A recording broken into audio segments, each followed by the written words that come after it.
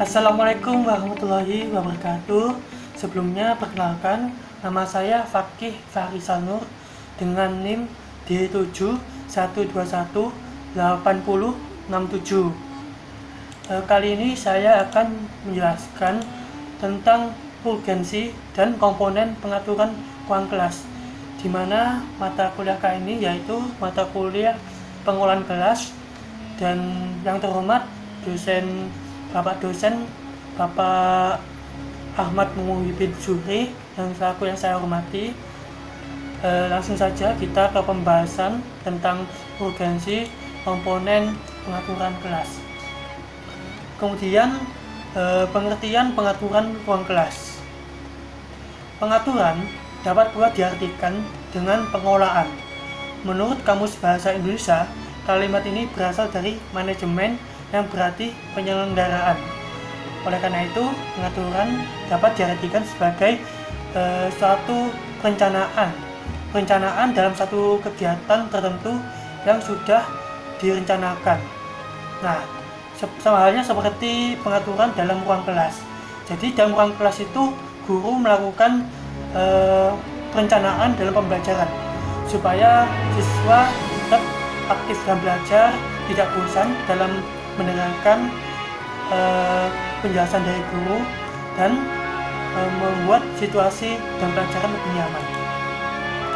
Kemudian di dalam didaktik terkandung pengertian umum mengenai ruang kelas, yaitu sekelompok siswa yang pada waktu yang sama menerima pembelajaran yang sama dari guru yang sama dalam satu ruangan. Jadi pengertian ruang kelas itu diartikan sebagai siswa itu menerima pembelajaran dari guru yang sama. Kalau seumpama siswa menerima guru dari pembelajaran yang berbeda tapi gurunya sama, itu belum dikatakan ruang kelas dalam maksud didaktik ini. Kemudian menurut Caroline dan Edmund, ada 4 kunci bagi guru untuk melakukan pengaturan ruang kelas yang baik, yaitu yang pertama, jadikan wilayah sirkulasi dan mobilitas siswa tinggi dan bebas dari kemacetan. Nah, apa maksudnya dari poin pertama ini?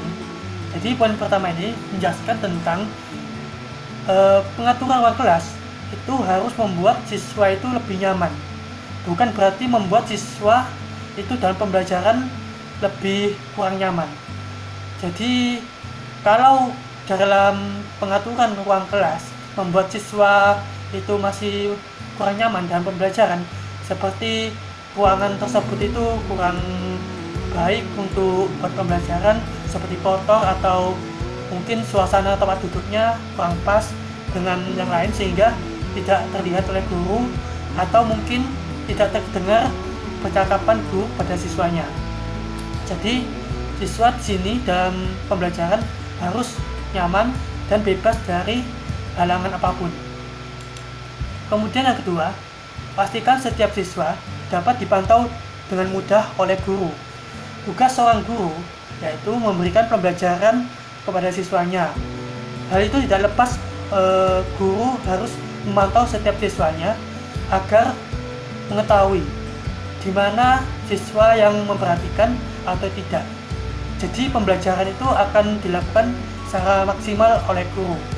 Maka guru harus menemukan pengaturan ruang kelas yang dimana siswa tersebut itu mudah dipantau. Kemudian yang ketiga, menjaga instrumen pengajaran yang sering digunakan dan perlengkapan siswa yang mudah diakses. Instrumen pengajaran itu banyak sekali, terutama seperti proyektor bisa, atau mungkin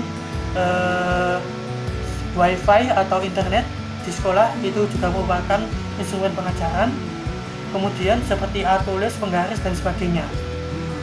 Oleh karena itu, menjaga agar instrumen pengajaran sering digunakan agar siswa itu ada mediasinya.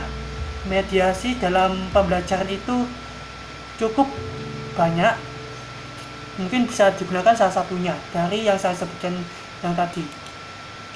Kemudian yang keempat, pastikan bahwa para siswa dapat dengan mudah melihat presentasi dan tampilan.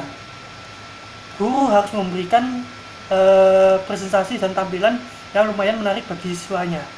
Jadi tampilan dalam presentasi guru itu membuat siswa itu harus lebih fokus dalam pembelajarannya.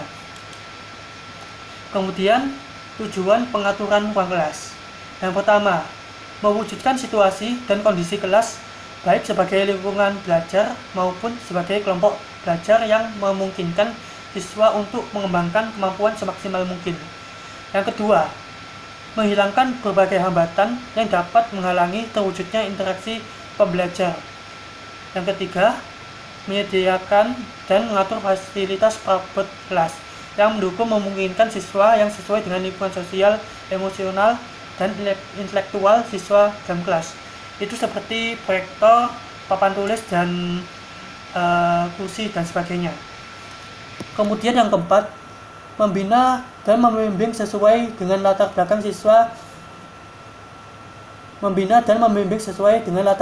sosial, ekonomi, budaya, serta sifat-sifat individunya.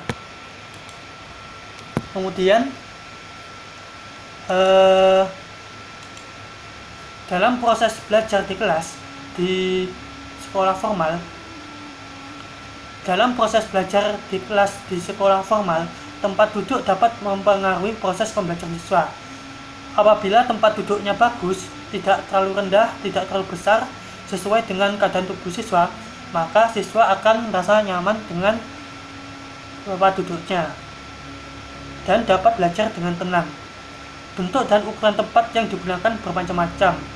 Ada yang satu tempat duduk dapat diduduki oleh seorang siswa dan satu tempat yang diduduki oleh beberapa orang siswa. Sebaiknya tempat duduk siswa itu mudah diubah-ubah formasinya dan disesuaikan dengan kebutuhan kegiatan pembelajaran. Kemudian di sini ada beberapa formasi kelas, yaitu formasi bentuk tempat duduk yang dimana ini hanya alternatif untuk penataan ruang kelas. Jadi supaya fleksibel, dimana tempat duduk itu mudah diubah-ubah, mungkin mudah diatur dan sebagainya sesuai pembelajaran yang ada. Yang pertama, ada di sini formasi huruf O. Yang kedua, formasi corak tim. Yang ketiga, formasi meja konferensi. Yang keempat, formasi lingkaran. Yang kelima, formasi kelompok untuk kelompok. Yang keenam, formasi tempat kerja. Yang ketujuh, formasi pengelompokan terpisah. Yang kedelapan, formasi susunan chevron. Dan yang kesembilan, kelas rasional. Dan yang ke-10, auditorium. Nah, ini formasi huruf O. Ini gambarnya seperti ini. Jadi di mana guru letaknya di tengah, di mana siswa itu mengelilingi tempat duduk sehingga membuat seperti huruf O. Formasi ini digunakan sebagai tujuan untuk para peserta didik agar dapat melihat guru dan atau melihat media visual dengan mudah, dan mereka dapat saling berhadapan langsung satu dengan lainnya. Seperti contohnya guru melakukan pembelajaran melalui presentasi, melalui proyektor. Di sini siswa mudah untuk melihat dalam satu arah. Dalam berbagai arah pun siswa dapat melihat dengan formasi O tersebut. Kemudian yang kedua, formasi corak tim, di mana posisinya seperti ini.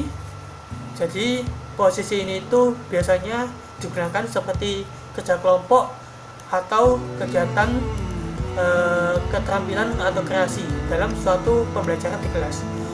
Guru mengelompokkan meja-meja setengah lingkaran di ruang kelas agar memungkinkan peserta didik untuk melakukan interaksi tim. Jadi di sini tiap kelompok akan melakukan interaksi tim. Ini melakukan interaksi tim semua. Jadi dalam pembelajaran ini akan memudahkan kelompok-kelompok ini untuk melakukan pembelajaran dan melakukan diskusi satu sama lain. Kemudian yang ketiga, bentuk seperti meja konferensi. Jadi bentuk tempat duduk meja konferensi ini biasanya untuk mengurangi dominan guru yang lebih mengutamakan peran peserta didik. Jadi dengan susunan seperti ini, guru dapat melakukan diskusi melalui berbagai masing-masing siswa. Kemudian yang keempat, meja lingkaran. Para peserta didik hanya duduk pada sebuah lingkaran tanpa meja atau kursi untuk melakukan interaksi berhadapan secara langsung. Sebuah lingkaran ideal dengan diskusi kelompok penuh. Dalam bentuk lingkaran seperti ini, guru sering melakukan diskusi dalam bidang keagamaan. Mungkin diskusi seperti ceramah atau mungkin tausiah dan sebagainya. Biasanya ini dilakukan di masjid-masjid atau mungkin di sekitar lingkungan pendidikan. Kemudian yang kelima, formasi kelompok untuk kelompok. Susunan ini memungkinkan guru untuk melakukan diskusi atau untuk menyusun permainan peran, berdebat atau observasi dari aktivitas kelompok. Guru dapat meletakkan meja pertemuan di tengah-tengah yang dikelilinginya oleh kursi.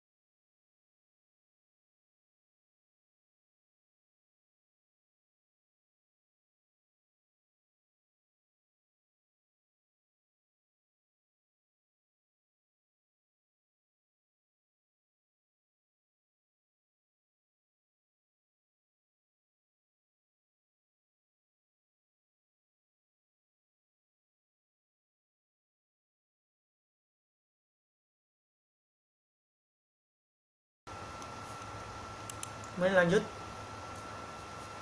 formasi tempat kerja.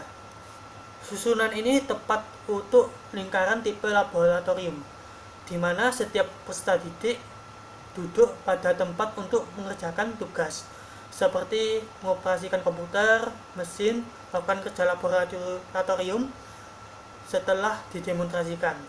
Ya, ini seperti penelitian atau melakukan uji laboratorium mungkin dalam bidang mata pembelajaran biologi atau komputer.